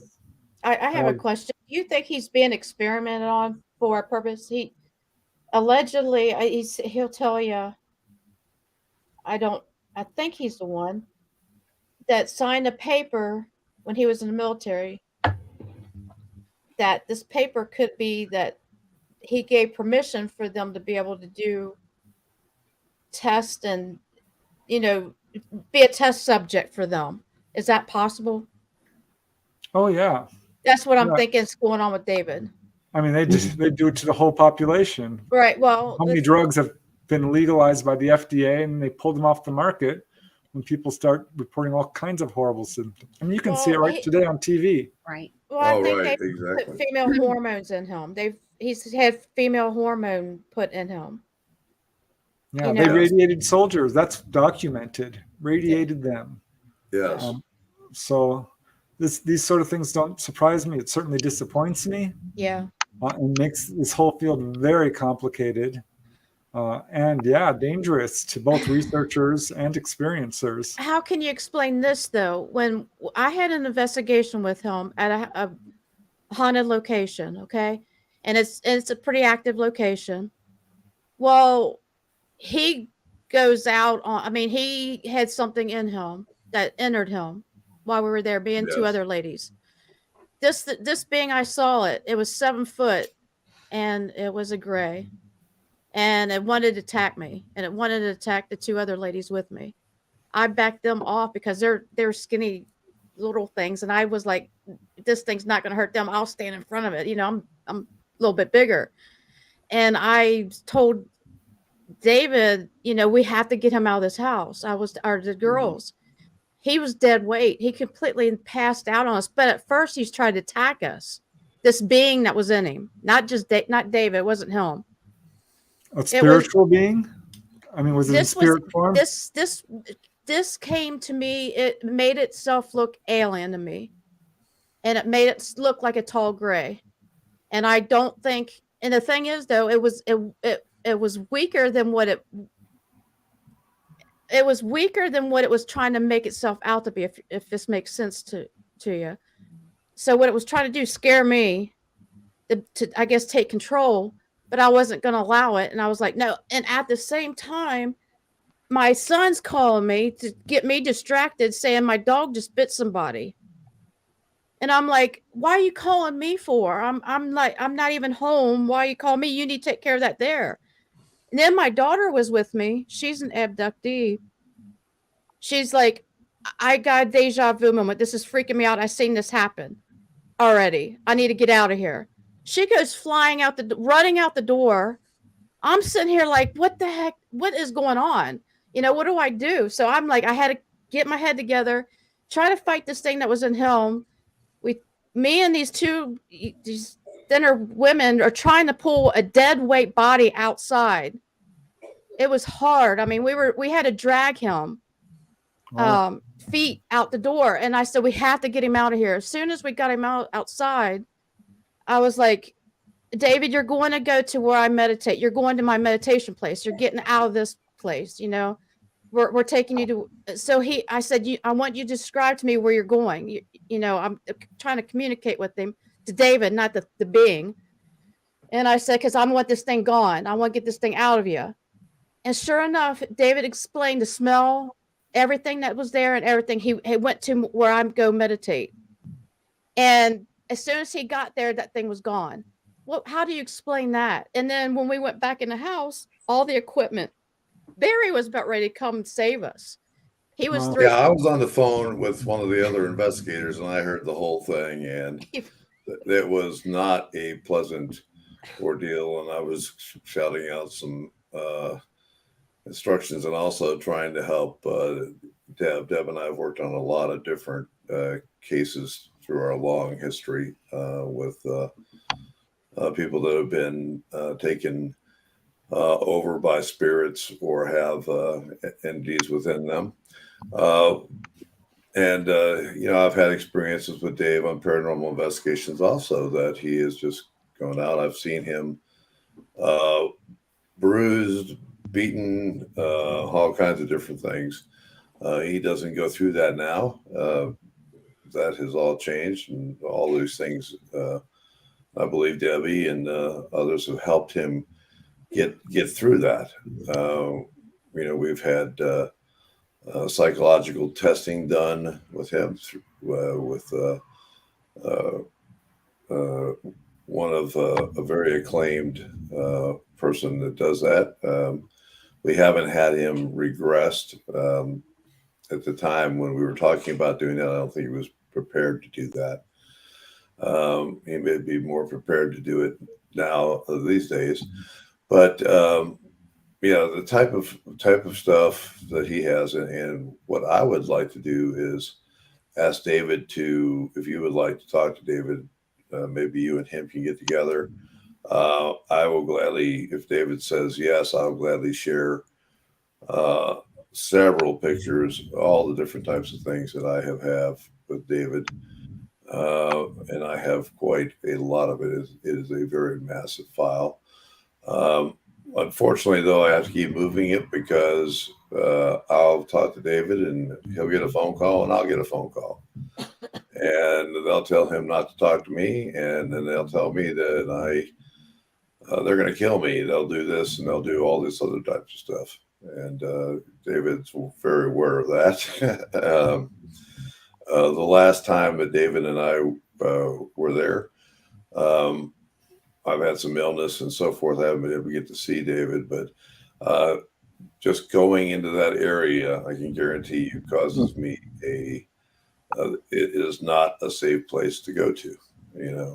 Even though we do it for David because we love David so much and we care for him because he is one of those very special people that has just had a lot of stuff going on with him. But Preston, if you saw some of the things that have happened to David and get to talk to David on more of a one-to-one basis, I think you would really be amazed at what it is. And it's a very well-documented case also. Well, yeah. So this incident, Debbie, that you were describing, was that a known haunted location? Yes. Well, yeah, I guess, yeah, I mean, Debbie said it was, yeah. Yeah. Yeah, because that doesn't sound ET related so much to me. It's more like a spiritual attack, because that can happen, a demonic attack, this sort of thing. I don't hear that so much with ETs, but when a person does have contact and it wakes up their spiritual abilities, they are much more sensitive to these kinds of things and will open themselves up to spiritual attack at times. A lot of times it's people that's had trauma in their past and they know that, and they target sexual abuse or physical, mental. They target those type of people. Yeah, there are such things as demonic spirits. I've worked on some really hairy hauntings that were very negative. Yeah. So is about everybody on this screen, I believe. So it's absolutely a real thing, and people who don't believe it have not done their homework on this. Exactly. It's 100% true. Yeah, it's very dangerous. It's very paranormal. People play the card. It's like, oh, the TV, and I can do all that, and it is so far from that when you but I are think we really have to be- dealing with. we have to be careful about conflating different phenomena together, which I do see people saying, Yes. oh, we're not even dealing with ETs. It's an intelligence that wears different masks and can manifest Mhm. in all these different ways. And I don't think that's the case. I think Well, we're there's- dealing with extraterrestrials, beings like us from other planets, ghosts, interdimensional spirits, demonic spirits, angelic spirits, even Right. Bigfoot. But have you heard like people that investigate that are experiencers or abductees actually bring UFOs to the location, and then like if they're doing a session, like there's Morse code and there's some kind of garbled talk that comes through, like it sounds alien. Have you ever the heard high of that? strangeness, It's the high strangeness Yes, of this field is, I mean, there's layers and layers of it, and there is sometimes bleed through yeah. in cases of a haunting with UFOs showing up. That Mhm. does happen. I mean, I had a guy who had a UFO land in his backyard, and let me see. Yeah, first came the UFO, then he had a Bigfoot encounter the very next night, Mhm. which was very curious because there's a residue of cases where the There- Bigfoot and UFO intersect. Yes. Then he had a poltergeist haunting. Right. So there's clearly something Mhm. going on here. And the shadows, beings, and stuff like that. Yeah. Yeah, a lot of contactees will start seeing shadow people hmm because I think their awareness has been opened up and elevated. And also their bioelectric field can start affecting computers, phones, and light bulbs and TVs, Yeah. the whole deal. Oh yeah, exactly. So it's easy to get, overwhelmed with all this. This is why skeptics, I think, just like, stop. I don't want to hear about telepathy and levitation Right. Oh, and yeah. ghosts and UFOs and Bigfoot. This can't be true. Yes. But it is. This stuff can all come at once. hmm Yeah, it does. I tell you, it is amazing. David, you told me a story. I don't know if you want to make it public, and I'm trying to guard what you do now and what your job is. But you told me something very interesting. I'll let you tell the story if you'd like. If it's something you'd like to talk about, because I thought it was very interesting how you were basically threatened again for doing something. Mm-hmm. I'm a part-time deputy sheriff here. I haven't got to go to the police academy because they keep postponing it because nobody's applying for the job. Yes. But I basically got told this: if you see something in the sky or on the ground, do not record it with the car camera. But you can with your personal, but don't share it. Yes. And I thought it was kind of weird. Why would they want to know that? Why? They want that to be known that it's a no-no. Right. But I did find out too that they can make it hard. Remember, I found that out when I got busy. I did call the deputy sheriff here. He's my friend. Yes. He showed up. They basically threatened him, running him off, and said they can make a huge problem for the sheriff's office. Mm-hmm. So, yeah, and I know recently you have been threatened by while you were out filming the sky and also filming government vehicles. You had a visitation from someone that also told you not to do that, correct? yes. Me and Debbie both saw the same thing that day, didn't we? Remember the white thing in the sky? And, well, They come showed visit up. him. Yeah, they come visited me, and I actually ran the plates on his car. I'm like, that's pretty weird, man. She just laid it on me. You don't share nothing, you don't see nothing, and you don't report anything. So I'm like, how do they know this? And I just, just share it through my regular phone. And when I ran the plates on the car, it had Florida tags, but they came back non-existent. So what are you going to do? Yeah. And there was the black, what was it, Chevy, we see the president and all of them in. were sitting there at the park. They didn't remember it. And I took pictures. I'm like, and when they left together. Yeah. Yeah. So, We put trap cams out at David's house. We've seen some unusual things, and then they actually broke into the cameras so that he couldn't do the recordings. I've never seen anything like it before. I've been around that type of equipment for a very, very long time, and his IP address was going somewhere else for where it was. So it was very interesting. But I had this Air Force officer from Malmstrom Air Force Base of all places. He would follow me everywhere, and I got thinking, I said, well, if he'd follow me, why can't I follow him into places? I did. You remember the day of the Chinese hat? Remember what I showed you? yes, yes, I had to get out quick because, man, they were going to slam the door, and they did. yeah.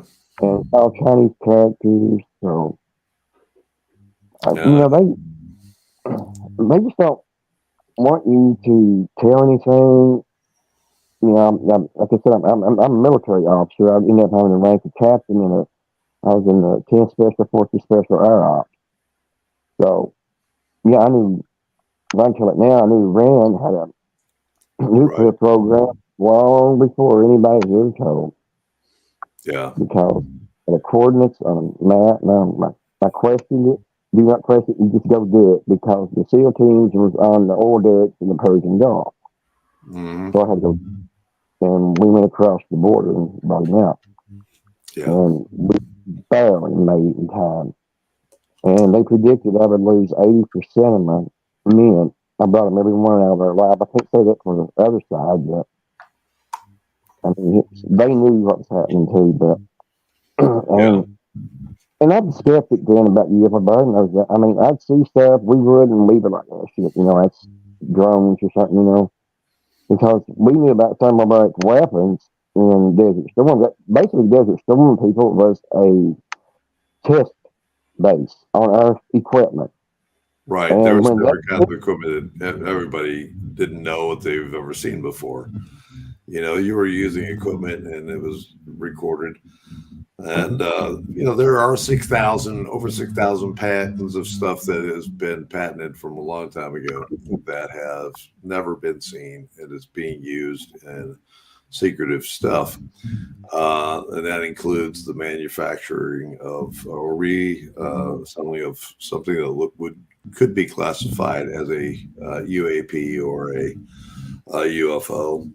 One of the interesting things about it is that you did have a top secret clearance, and a lot of your history within the military is not on your DD-14, and it hasn't been released yet. I've come across that with a few people that have been abductees. Have you ever seen that before, Preston? In terms of a top secret clearance? Yeah, well, and when you look at their DD-14s, there's stuff that never is even on it, that they have been. They tell you places that they've been, and you can't see that because it has been held back for federal for reasons of national security. Classification, but. Yeah. I can tell one.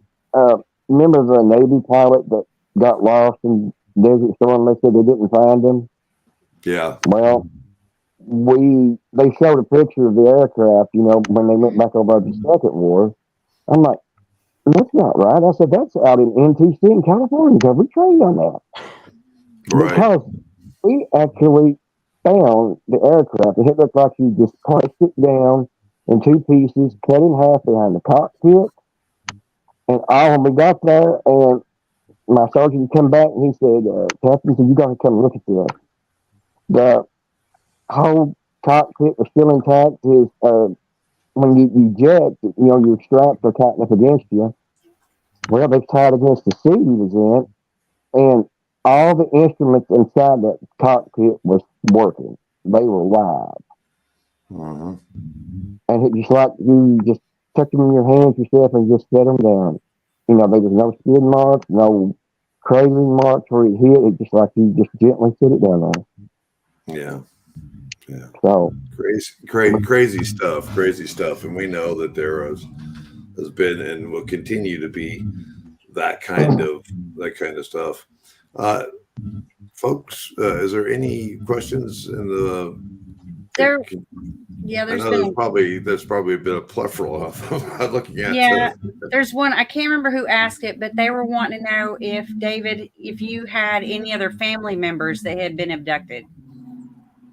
yeah, I found out my grandma told me where I was seeing things in the future.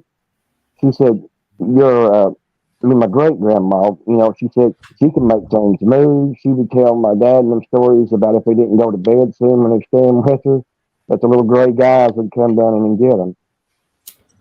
So, you know, I do believe it's a family blind thing because I think me and Barry discussed that once. And it just seems like the family members, I'll experience that. And I've got a cousin, you cannot make him talk at all, but he'll talk to me about some things, and I'm not going to tell it because, you know, I don't want to pressure him. He's scared.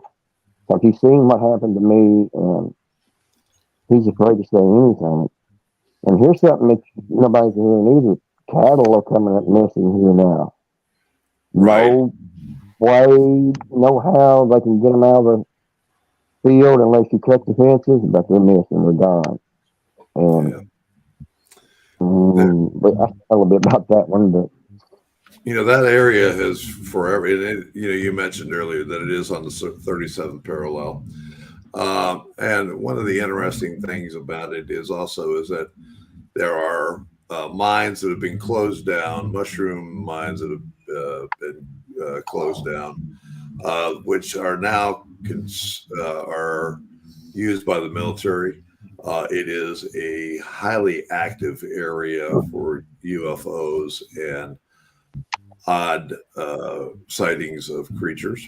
It is also known to see there's a lake out there. That lake has had quite a lot of activity with,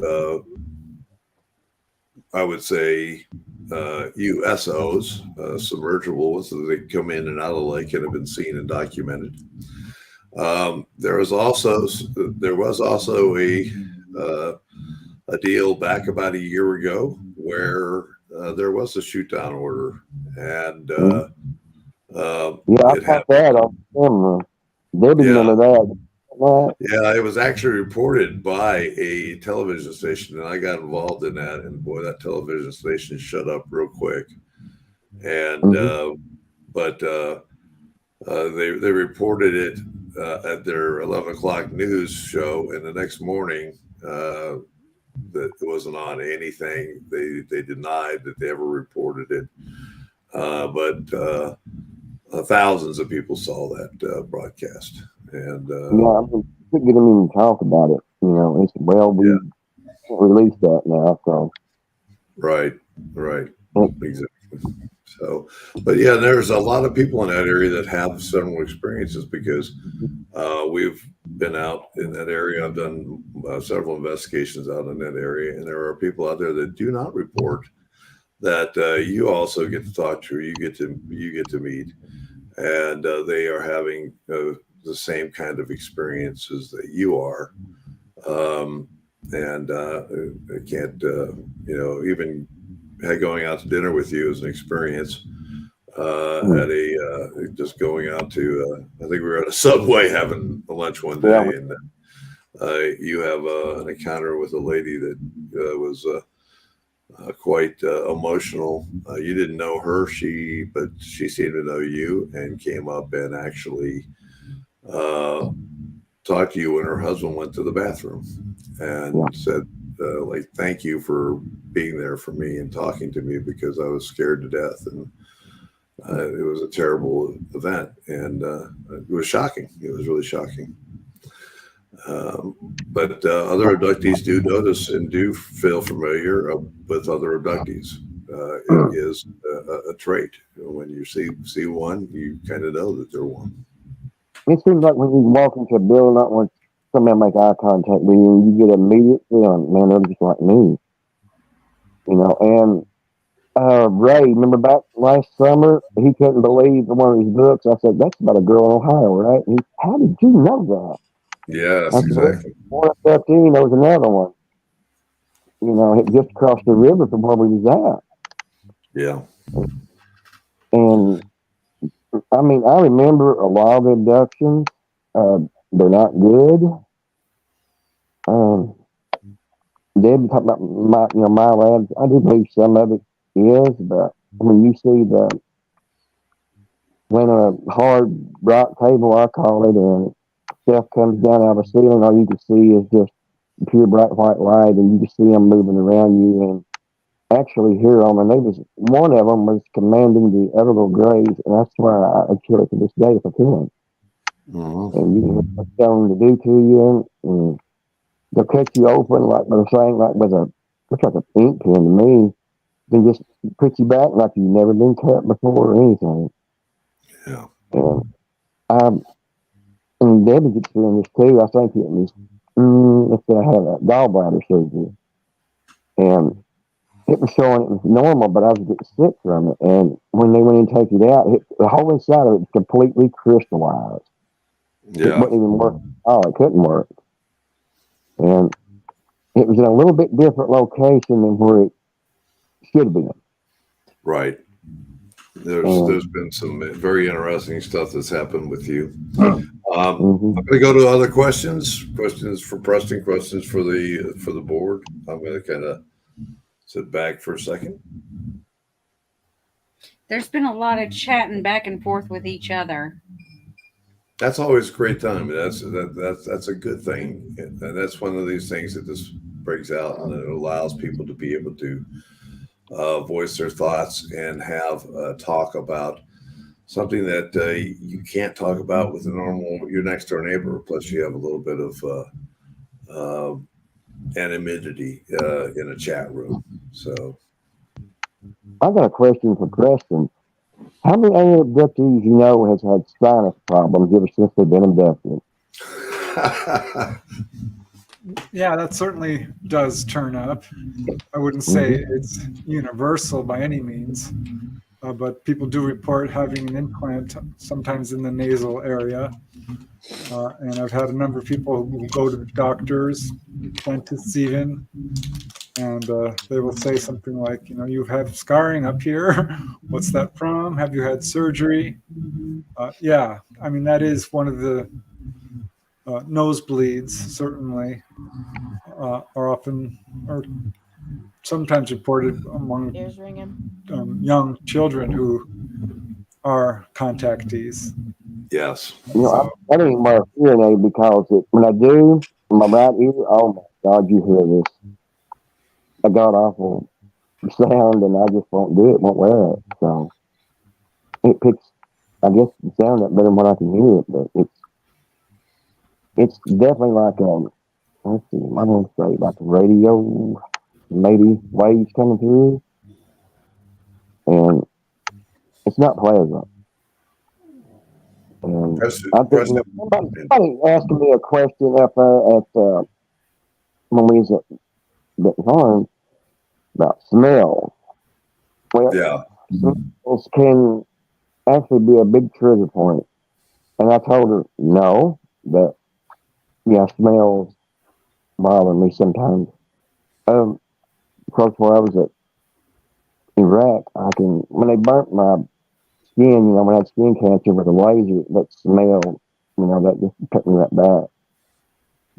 But smell, to me, the craft smell more like a lettuce than anything. It's just I don't know how to really describe it because there's nothing here that I know how to describe it to, other than that.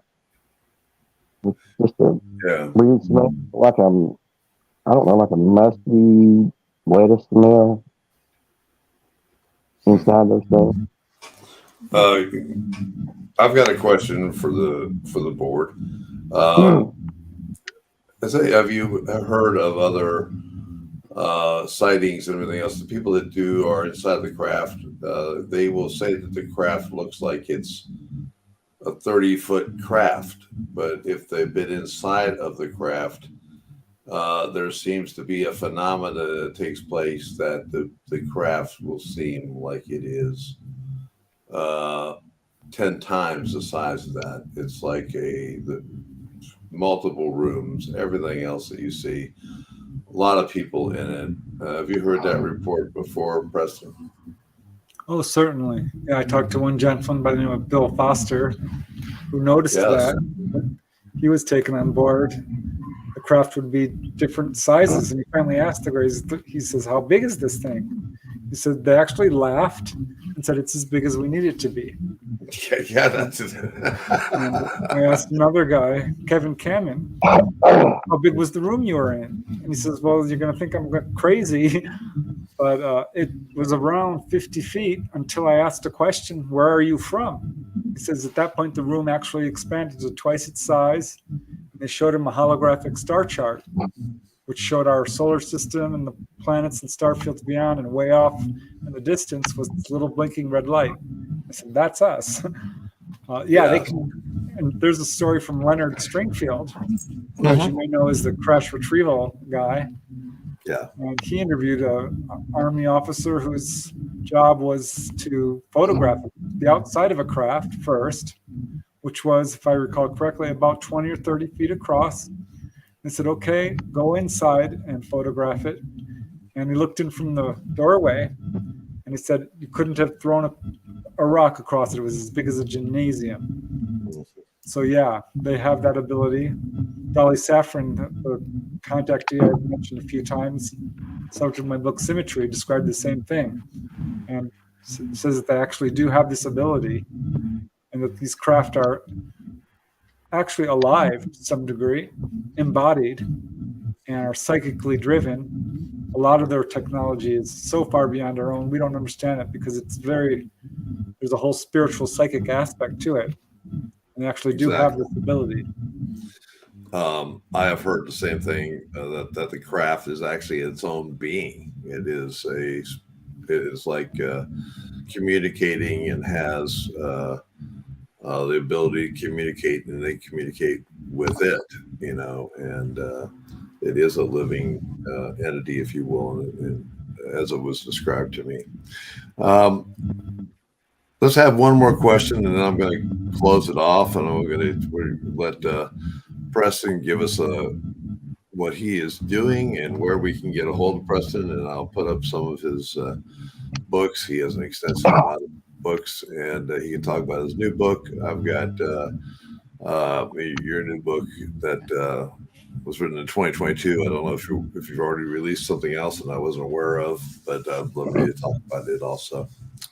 But got one more question? Yeah, we got another one from Vicky. She wants to know, do you think abductions are because when they first started abducting, they merged DNA with humans and they keep abducting them through the generations to test to see how they have changed? I wouldn't say that that's what's going on, no. ETs are very interested in genetics and human genetics and preserving human genetics and protecting them from damage. And yeah, we'll take genetic material from people to help reinvigorate their own genetics, which is essentially the same as ours, because they've had extensive damage due to radiation from the space travel they've done. So there is something going on there. I mean, we've all certainly heard the accounts of hybrids. So yeah, to that extent, I think there's truth there. I had a question. When you get the high ringing in your ears for like a couple days, is that downloads coming in, or is that like them trying to communicate? Or what? I mean, your opinion, what the ringing? I mean, it gets bad sometimes. Yeah, can be a number of different things. And it's not like I don't have no ear issues or nothing like that. It's only like at times when I feel like they're around and they're trying to communicate, which if I want one to come, I can actually ask them to show up. You know what I mean? It's kind of like you can ask them. So Yeah.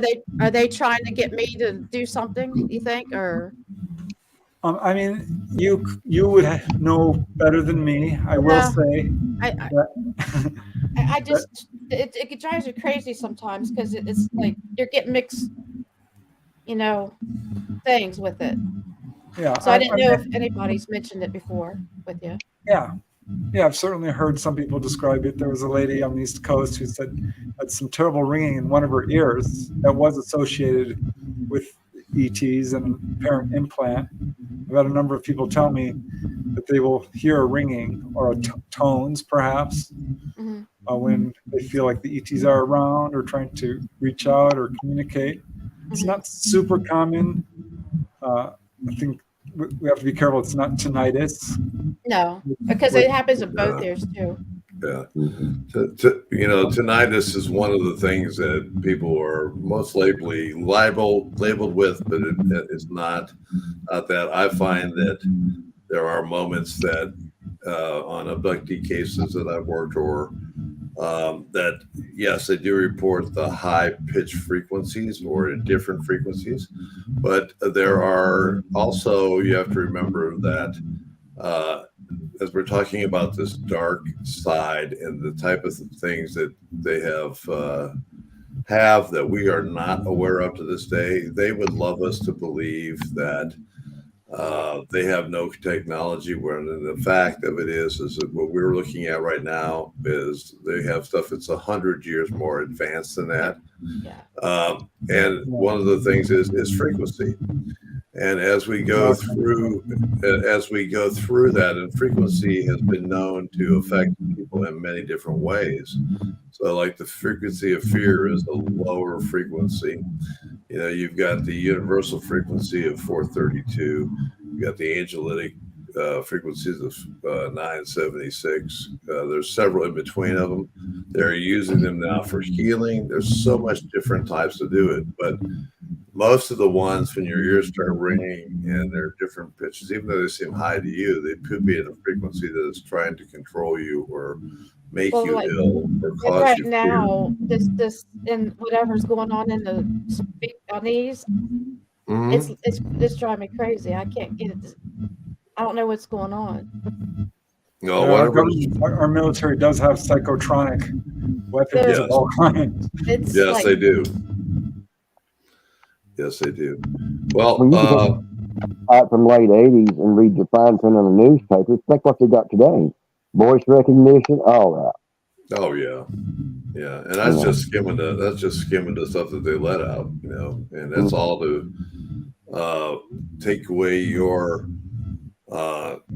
consciousness. Everything you hold in your hand, the TVs, everything, all affect you. I mean, they're bombing you stuff all the time at night.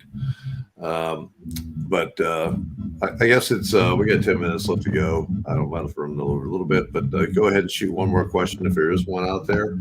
If not, we'll run around, and I'll thank everyone for being here and get Preston to tell us a little bit more.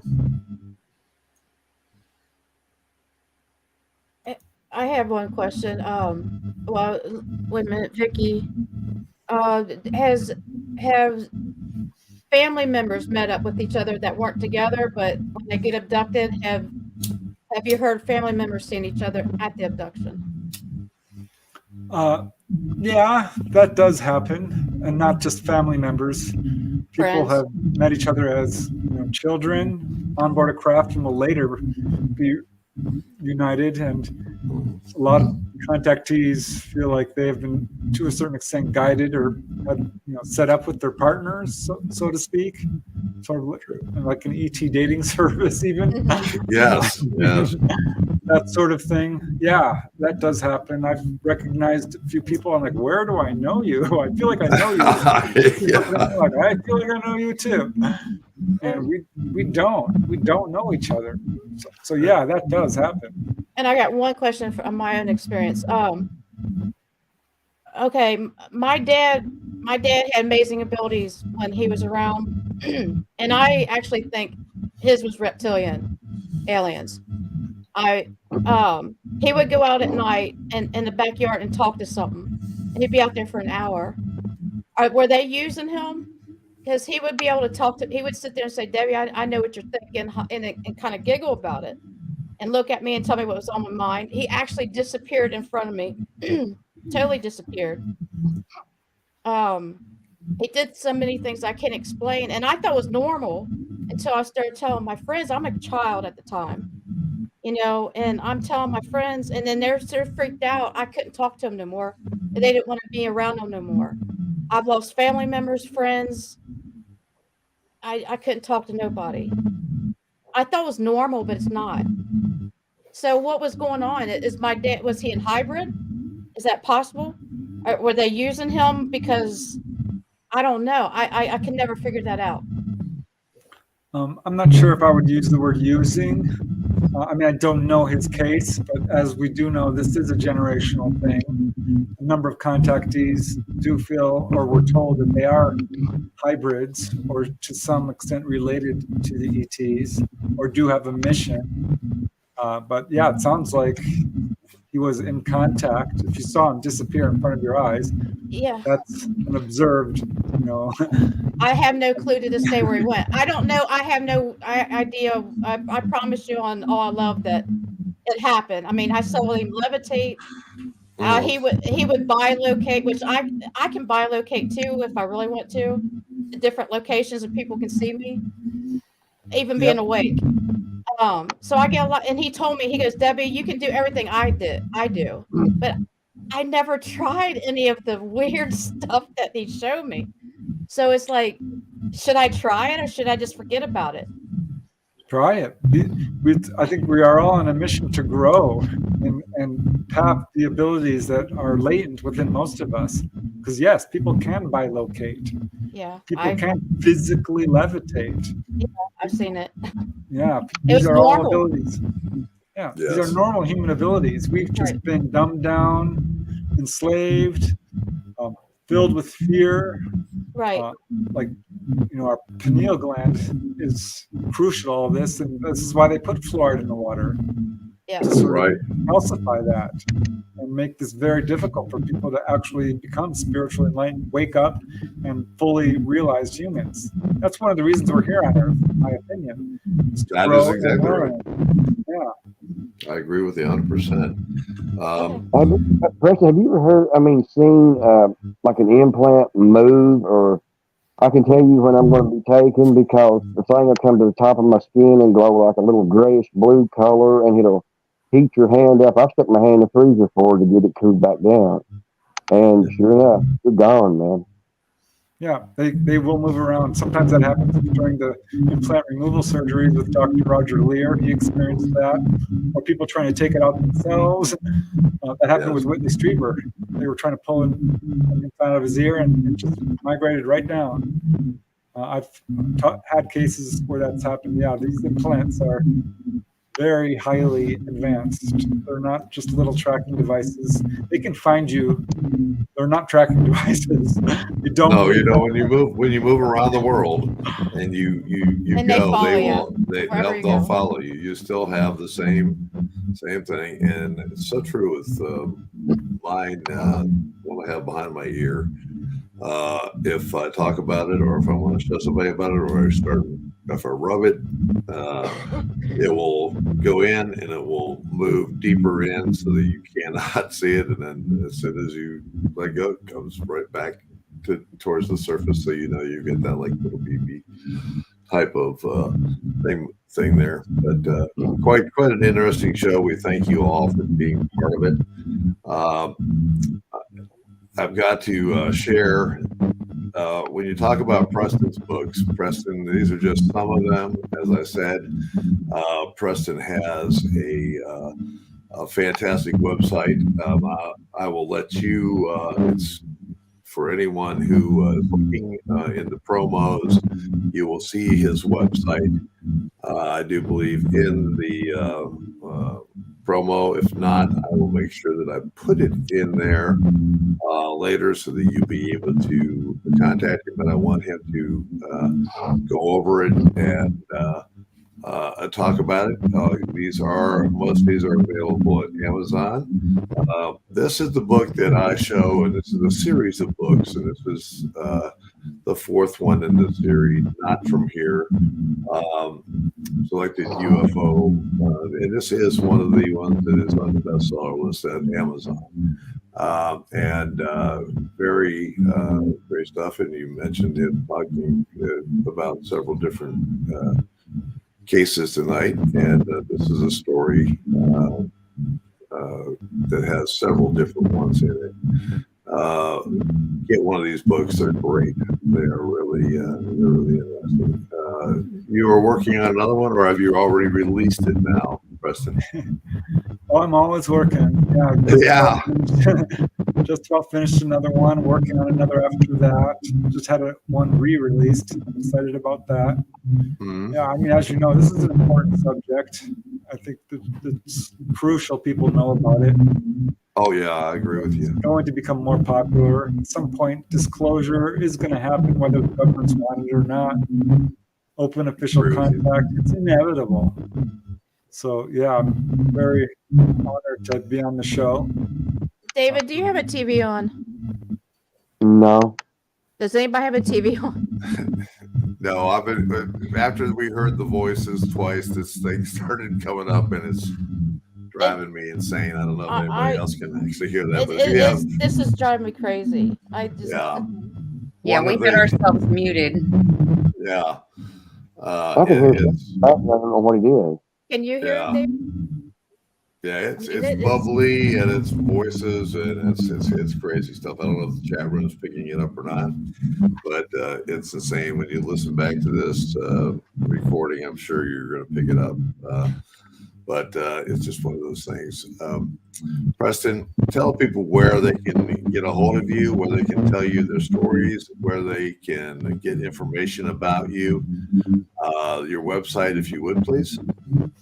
Yeah, my website is easy to find. Just punch my name in. It should take you there. The actual address is prestondennett.weebly.com. As you displayed all my books there. And excerpts, of course. My books are available on Amazon and Barnes & Noble and other online retailers. On Facebook, Instagram, Twitter. I'm putting out a lot of my research on YouTube as well. Again, just punch my name in. It should take you there. Always working on new stuff. A new book on people who've had very close encounters, been taken on board or face-to-face contact, that sort of thing. And my most recent books are Symmetry, a true UFO adventure, and one you've displayed, Not From Here, Volume 4, which is all about the weirder, more unusual outlying aspects and patterns of UFO contact. Yeah. There are so many unusual ones of UFO contact. It's amazing. I have to tell you. David, any closing words? Yes. I know there's people out there that's afraid to say anything, and trust me, it'll eat you up, because it took me pretty a while before I even say anything, and I wouldn't even tell my wife until she saw me look in the camera one night. And that right there, she said, "Oh my God, you now know what you're going through," and I didn't realize she really knew, but she knew I changed. And I mean, it was a great. I just turned around, looked right in the camera from off the top of the house, your bar's camera, and they locked it up, didn't they? I remember, and they didn't mind too. I couldn't get in the mind to bring anything back up to see it.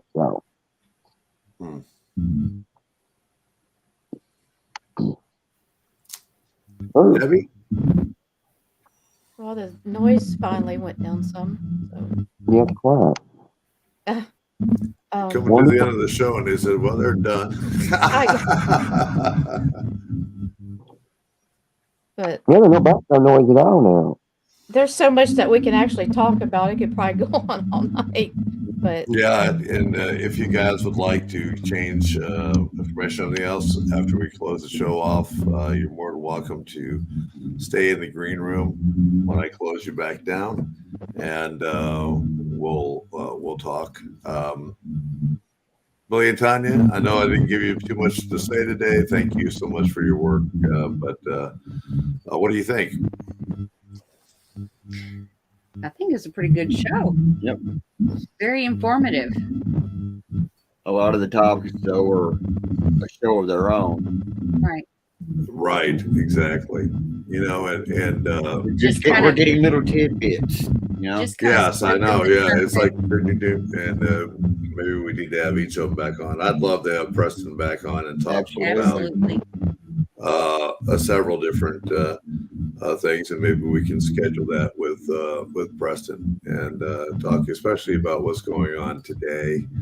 And he is like-hearted in the same things that I would love to talk about. We need to talk about to get some of the people up to speed on what is actually happening today in this world. And it's shocking, and it's but it's something that's going to happen. And when he's talking about a mass event that could be happening soon, maybe a false flag, but nonetheless, it is for a purpose, and we have to watch those very much. There have been so many false flags in the past. Thank you all. I'm going to let you go. I'll put you back in the green room. Hopefully we'll all get together again. And Preston, as I said, let's talk to you more. If you can stay and you'd like to talk to David and to Debbie here in just a minute, we'll just close the show off real quick, and then we'll be right back in and we'll open it up where we can all talk. Chat room, we appreciate you so much. This show is basically for you, and we're so happy that you are here and that you support us so much. I hope you enjoyed it, and I really look forward to seeing you next week. And I'm going to quickly tell you some things coming up. If you're not aware of it, so I'm sorry about that. Wrong photo.